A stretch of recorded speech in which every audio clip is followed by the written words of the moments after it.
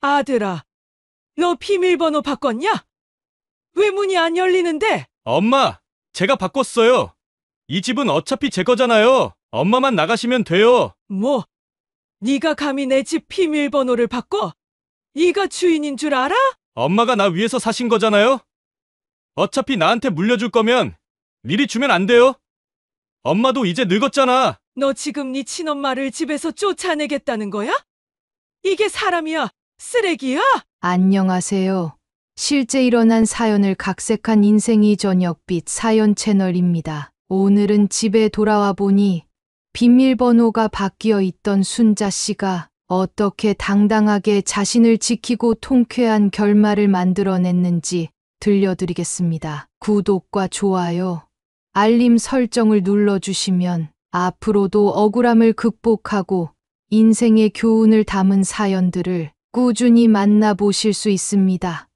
사연 시작하겠습니다. 서울 종로에서 30년째 작은 한식당을 운영하며 살아온 68세 김순자 씨는 최근 들어 몸이 예전 같지 않다는 걸 자주 느꼈다. 무릎도 시큰거리고 하루 종일 서서 일하는 게 버거운 날이 많아졌다. 그런 이유로 몇 달 전부터 아들 민수에게 집을 맡기고 자신은 가게에서 가까운 작은 월세방에서 지내며 장사를 이어가고 있었다. 어차피 민수가 자주 집을 드나들고 있었고 결혼도 하지 않은 터라 어머니 집에서 지내는 게 서로 편할 거라 생각했다. 그날도 장사가 끝난 후 찌뿌둥한 몸을 이끌고 집으로 향했다. 가게를 닫고 밤 11시가 다 되어 골목길을 걸어가며 순자는 한숨을 내쉬었다. 집에 가서 따뜻한 물에 샤워하고 좀 쉬어야겠다. 그렇게 생각하며 익숙한 아파트 현관 앞에 섰다. 늘 그렇듯 가방에서 손을 넣어 비밀번호를 누르려던 순간 순자는 손가락을 멈췄다. 뭐지?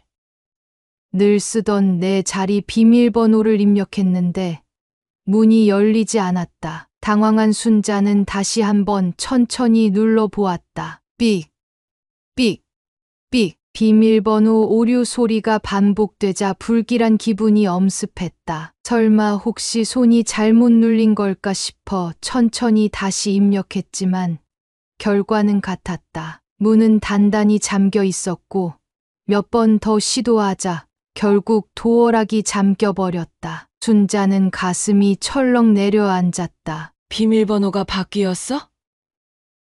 내가 바꾼 적은 없는데.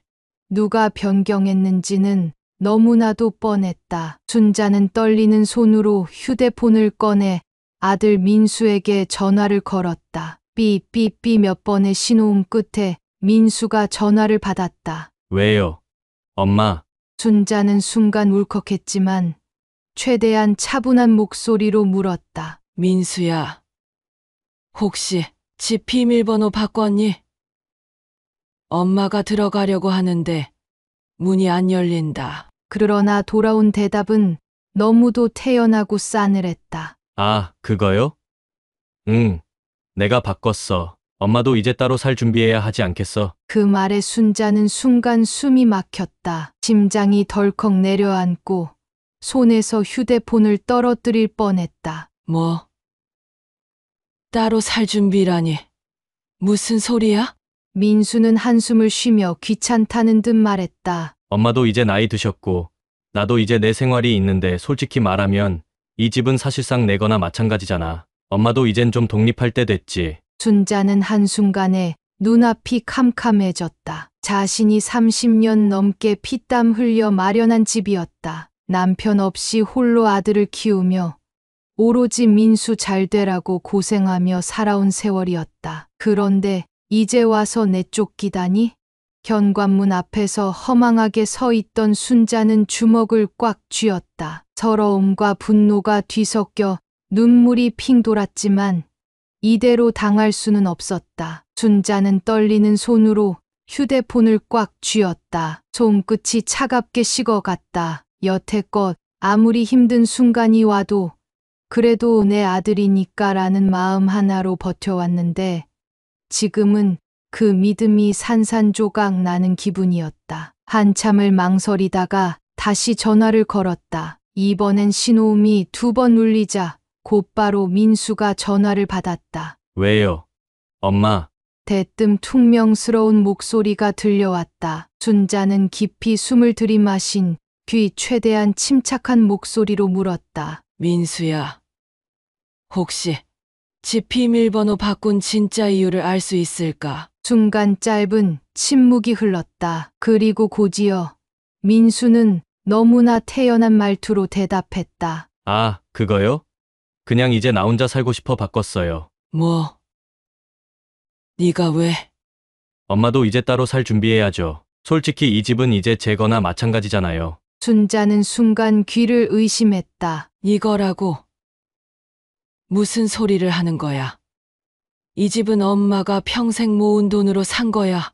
하지만 민수는 전혀 미안해하는 기색도 없이 오히려 귀찮다는 듯 한숨을 쉬며 말했다. 엄마, 솔직히 말해서 엄마가 여기서 계속 사는 게 의미가 있어요?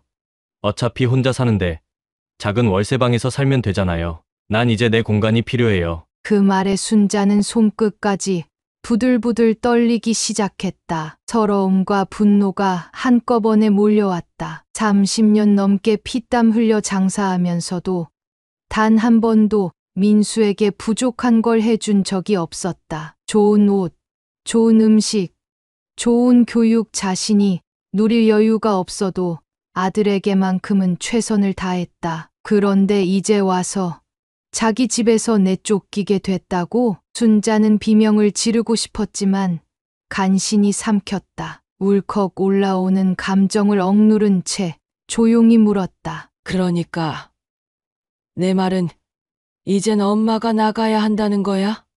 엄마도 혼자 사는 게 편할 거예요. 언제까지 이 큰 집에 혼자 있을 거예요? 그리고 엄마가 나한테 이 집 물려줄 거잖아요. 뭐가 다르죠? 물려준다.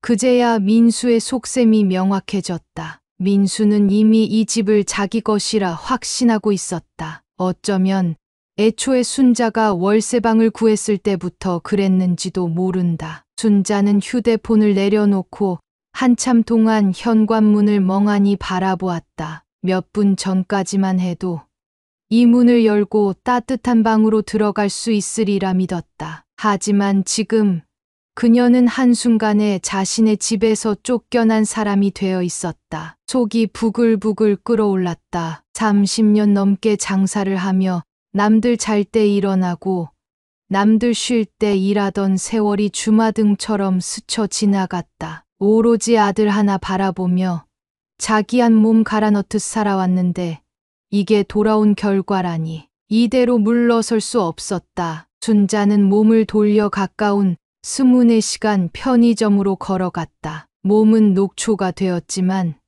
해야 할 일이 있었다. 편의점 안으로 들어가자마자 따뜻한 커피를 하나 집어들고 편의점 구석 자리로 가서 앉았다. 그리고 조용히 스마트폰을 꺼냈다. 등기부등본. 손가락이 바르르 떨렸지만 검색창에 부동산 등기부등본 발급이라고 입력한 후 정부 사이트에 접속했다. 주민등록번호를 입력하고 공인인증서로 로그인하는 동안 그녀의 심장은 쿵쿵 뛰었다. 설마 민수가 몰래 명의를 바꾼 건 아니겠지?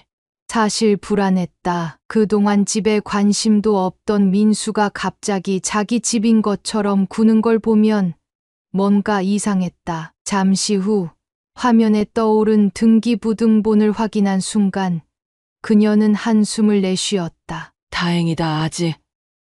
내 이름이네. 비록 비밀번호는 바뀌었지만 집 자체는 여전히 자신의 것이었다. 순간 가슴이 조금은 놓였지만 동시에 울컥하는 감정이 밀려왔다. 이 집은 내 집이다. 그런데 내 집에서 쫓겨나야 하는 게 말이 되나? 그 순간 순자의 눈빛이 바뀌었다. 그동안 민수에게 너무 많은 걸 양보하며 살아왔다. 뭘 해도 다 이해해주고 아들이니까 괜찮다고 생각했다. 하지만 이제는 아니다. 아무리 아들이라고 해도 선을 넘은 행동은 그대로 두고 볼 수 없었다. 순자는 곧장 인터넷 검색창에 또 다른 단어를 입력했다. 강제 퇴거 신청 방법. 검색 결과를 하나씩 확인하면서 변호사를 찾아가야겠다는 결심이 섰다. 일이 어떻게 진행될지는 몰라도 확실한 건 이 집에서 나가야 할 사람은 자신이 아니라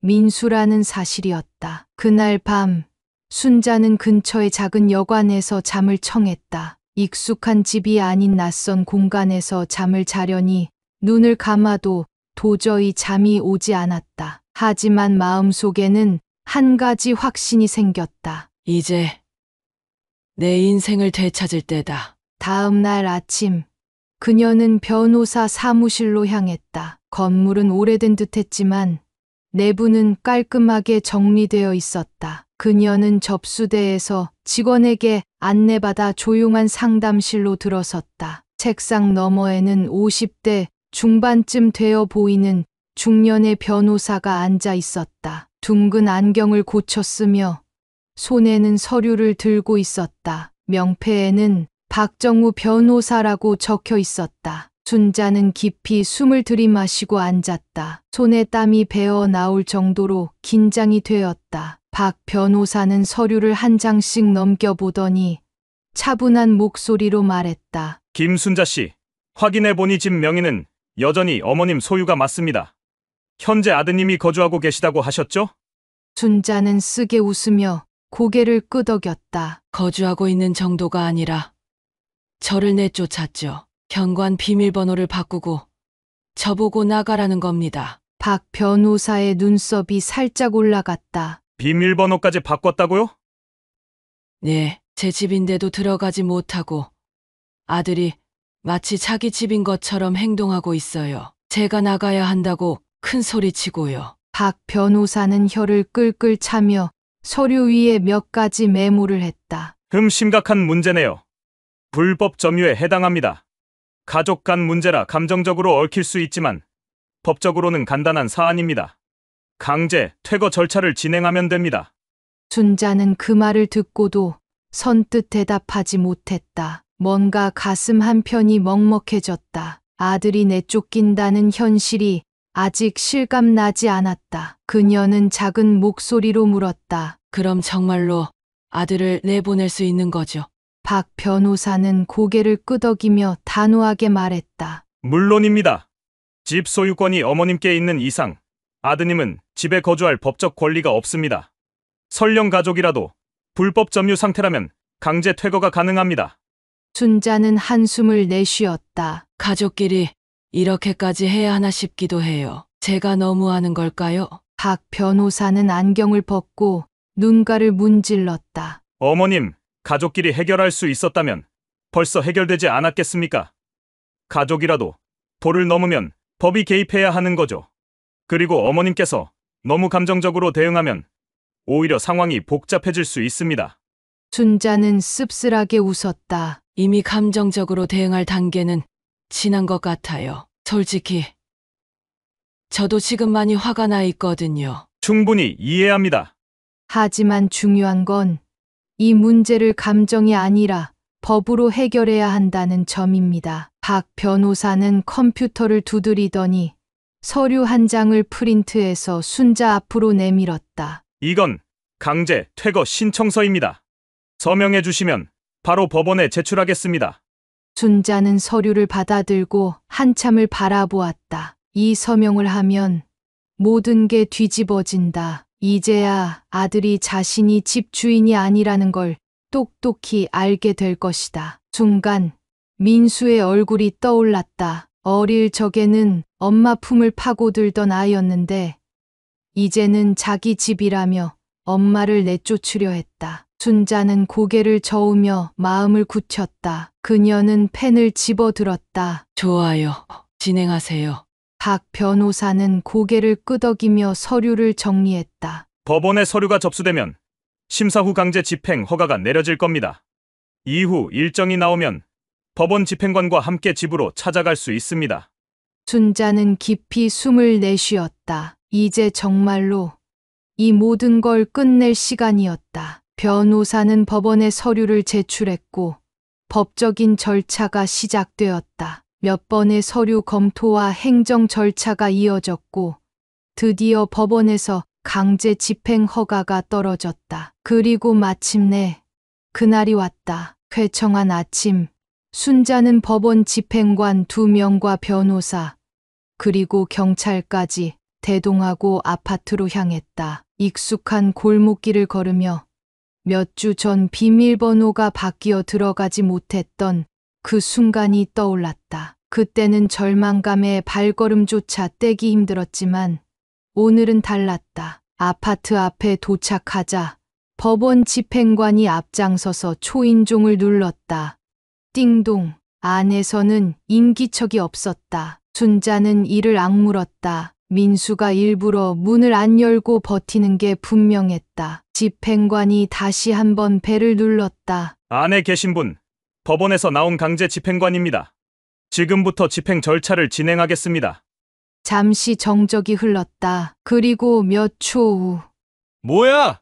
왜 남의 집에서 저런 걸 진행해요? 순자는 집 안으로 들어섰다. 오랜만에 돌아온 집이었지만 어쩐지 낯설게 느껴졌다. 거실 곳곳에는 민수의 흔적이 가득했다. 군데군데 쌓여있는 배달음식 용기, 널브러진 옷가지들, 그리고 벽 한쪽에 아무렇게나 걸린 TV 화면에서는 게임 방송이 흘러나오고 있었다. 이게 내가 피땀 흘려 마련한 집의 모습이라니. 속이 부글부글 끓어올랐다. 하지만 순자는 최대한 침착함을 유지하려 했었다. 민수야, 조용하지만 단호한 목소리에 방 안에 있던 민수가 슬리퍼를 질질 끌며 거실로 나왔다. 뭐야?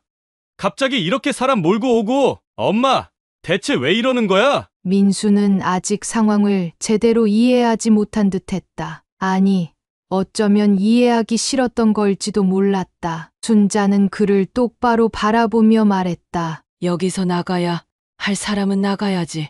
이제 이 집은 원래 주인에게 돌아가야 하니까. 그 순간 민수의 얼굴이 하얗게 질렸다. 뭐라고? 너는 지금까지 내 집에서 마음대로 살고 있었어. 이제 끝이야. 강제 퇴거 집행이 진행될 거다. 민수는 당황한 기색이 역력했다. 한동안 말을 잇지 못하던 그가 결국 버럭 소리를 질렀다. 엄마, 그럴 순 없어요. 난 당연히 이 집이 내 거라 생각했고, 저는 지금 직장도 없어요. 당연히 하나뿐인 아들인 제 거 아니었어요. 민수의 목소리는 점점 격앙되었지만 순자는 단호하게 고개를 저었다. 아들인 건 맞지.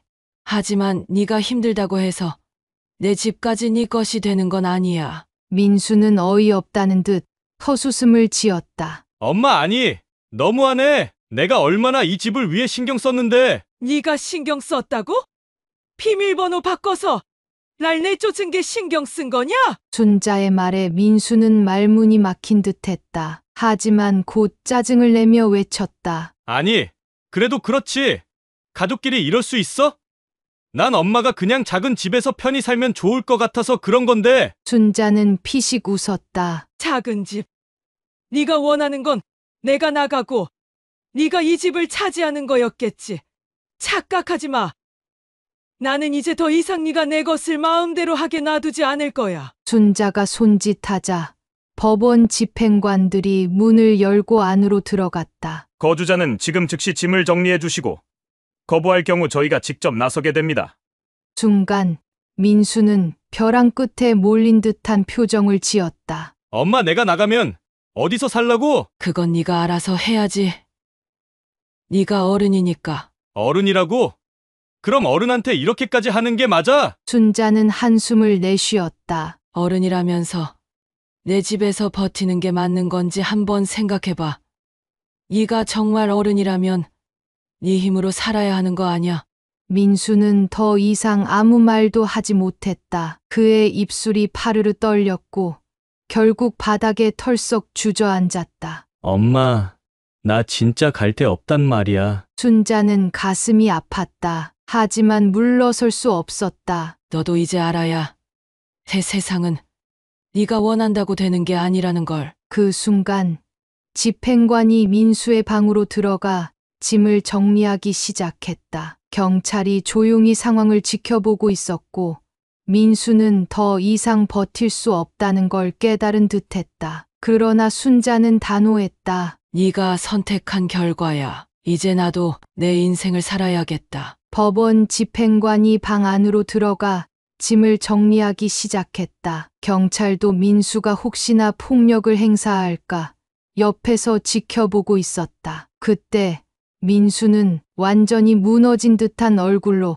바닥에 털썩 주저앉았다. 엄마 진짜 나가라고? 순자는 한숨을 내쉬었다. 마음 한구석이 아팠지만 이건 필요했던 일이었다. 그래. 이제 네가 나가야지. 짐이 하나둘씩 문 밖으로 나왔다. 커다란 여행 가방, 박스에 담긴 옷가지들, 책 몇 권, 그리고 한쪽에 구겨진 운동화 한 켤레까지. 민수는 그 모습을 멍하니 바라보았다. 자신의 인생이 통째로 집 밖으로 던져지는 듯한 기분이었다. 잠깐만요. 이거 진짜 다 내 거예요? 그는 마지막까지 버티려는 듯 두 팔을 벌리고 현관 앞을 막아섰다. 엄마, 이거 좀 말도 안 되는 거 아니야? 이 집에서 내가 살았잖아. 어떻게 나를 이렇게 쫓아낼 수가 있어? 하지만 법원 집행관은 아무런 감정도 섞지 않은 차가운 목소리로 대답했다. 거주자 민수 씨, 이 집은 김순자 씨의 소유입니다. 법원 판결에 따라 당신은 더 이상 이곳에서 거주할 권리가 없습니다. 협조해 주세요. 민수는 눈을 부릅떴다. 아니, 협조라니요? 이게 내 집인데! 그때 순자가 천천히 나섰다. 이 집.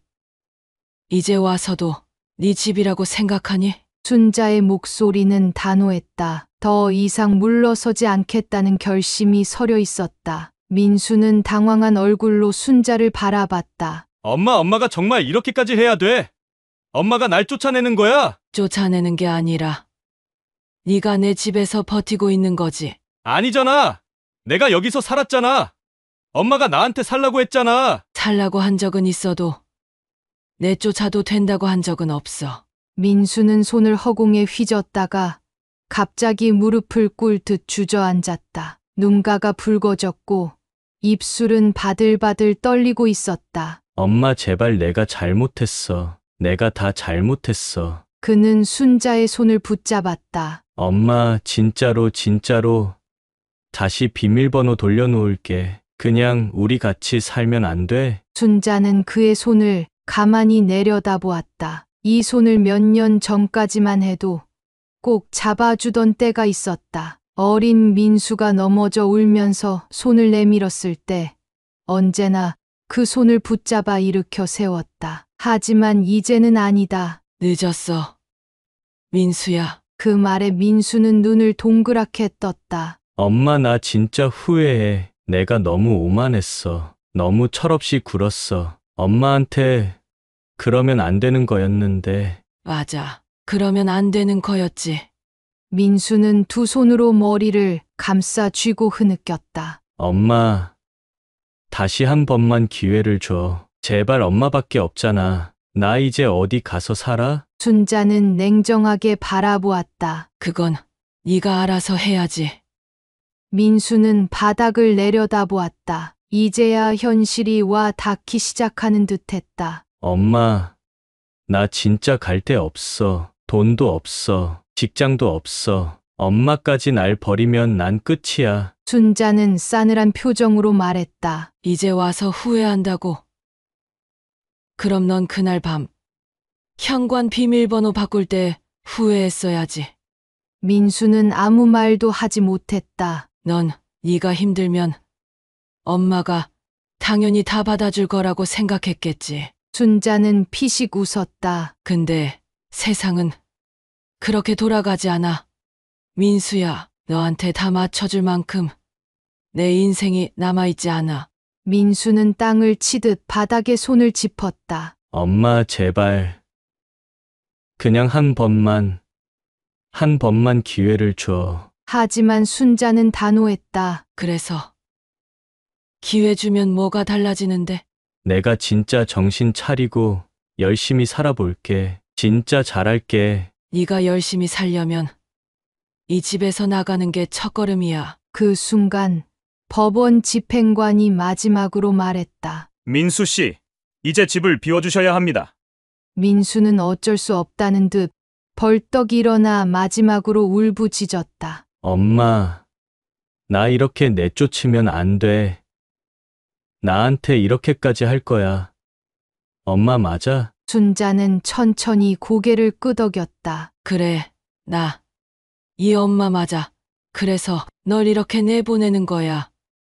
이제라도 네 힘으로 살아보라고.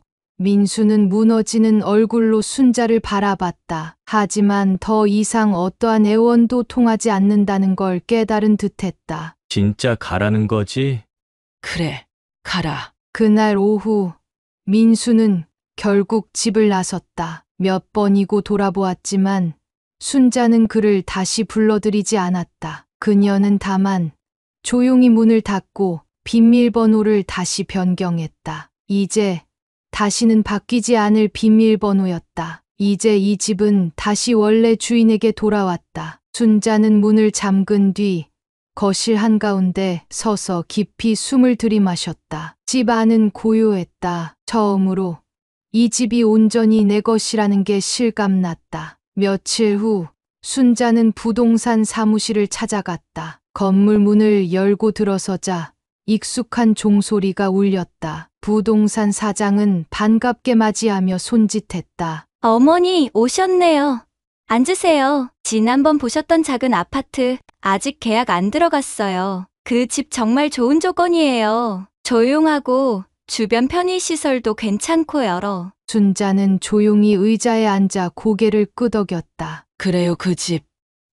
계약 진행할게요. 그녀의 목소리는 단호했지만 속으로는 수많은 생각들이 오갔다. 정말 이사를 가는 게 맞을까? 지금까지 살아온 집에서 남은 정까지 끊어내야 하는 걸까? 부동산 사장은 계약서를 준비하며 말했다. 좋은 선택하셨습니다. 요즘 작은 평수 찾는 분들이 많아서 조금만 늦었어도 다른 분한테 넘어갈 뻔했어요. 순자는 서류를 가만히 바라보았다. 이 집에서 계속 살 수도 있었다. 비밀번호를 바꾸고 새 가구를 들이고 깨끗이 정리한 뒤 다시 편안하게 지낼 수도 있었을 것이다. 하지만 그럴 수 없었다. 그 집에서 보낸 시간들이 너무 아팠다. 비밀번호가 바뀌었을 때 느꼈던 절망감, 내 집에서 나가라고 했던 아들의 차가운 말투, 법원 집행관과 경찰을 불러야 했던 씁쓸한 현실까지. 그 집은 더 이상 안식처가 아니었다. 순자는 펜을 들었다. 계약서 맨 아래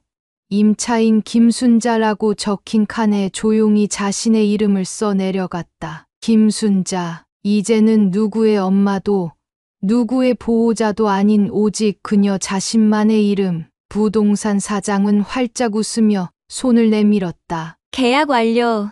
축하드립니다, 어머니. 새 출발 제대로 하시겠네요. 순자는 가볍게 악수를 하며 쓴 웃음을 지었다. 새 출발이라.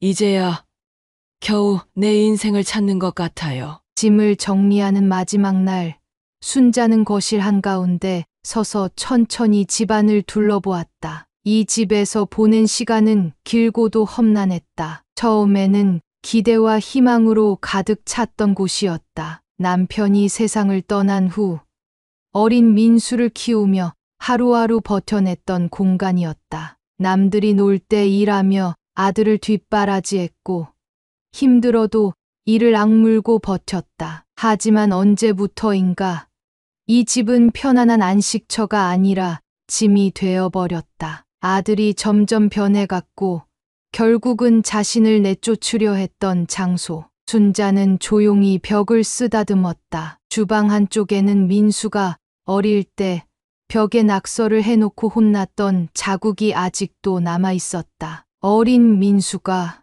엄마, 나 경찰차 타보고 싶어. 라고 했던 말을 떠올리며 한때는 천진난만했던 아이였다는 걸 다시금 상기했다. 하지만 이제는 그 아이도 어른이 되었다. 그리고 어른이 되었음에도 자기 힘으로 살 생각은 하지 않았다. 그렇다면 더 이상 자신이 그를 지켜줄 필요는 없었다. 순자는 마지막으로 작은 트렁크를 닫고 손에 쥐고 있던 집문을 바라보았다. 손이 그토록 떨렸던 날이 있었다. 문이 열리지 않던 날. 하지만 오늘은 달랐다. 오늘은 스스로 문을 닫고 떠나는 날이었다. 현관문 앞에서 깊은 숨을 들이쉰 그녀는 마지막으로 다시 한번 집안을 바라보았다. 그리고 천천히 말했다. 내가 널 키웠지.